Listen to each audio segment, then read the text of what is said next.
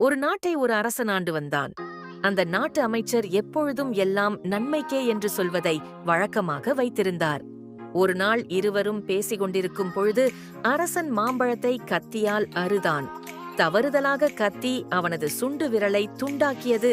வலி தாங்க முடியாமல் அரசன் கத்தினான். அரசே, எல்லாம் நன்மைக்கே. இதை கேட்ட அரசன் கோபமடைந்தான்.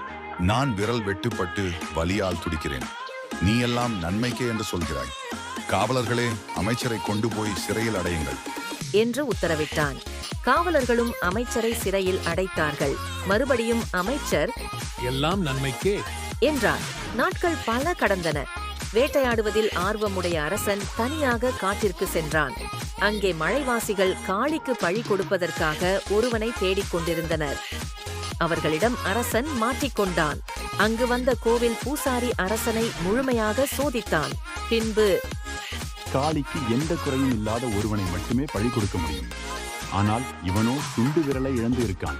இவனை விட்டுவிடுங்கள். அரசன் அரண்மனை வந்தடைந்தவுடன் அமைச்சரை சந்தித்தான், விடுவித்தான். பின்பு காட்டில் நடந்ததை எல்லாவற்றையும் சொன்னான். சுண்டு விரல் வெட்டுப்பட்டதால் உயிர் பிழைத்தேன். அன்று நீ எல்லாம் நன்மைக்கே என்று சொன்னதன் அர்த்தம் இப்போ நான் உணர்ந்தேன். அரசே, என்னை நீங்கள் சிறையில் அடைத்ததும் நன்மைக்கே. எப்பொழுதும் உங்களை பிரியாமல் இருக்கும் நான்.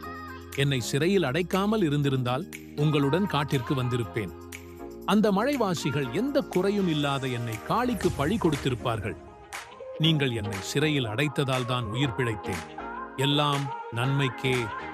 வாழ்க்கையில் எது நடந்தாலும் நன்மைக்கே என்று நினைத்துக் கொள்ள வேண்டும்.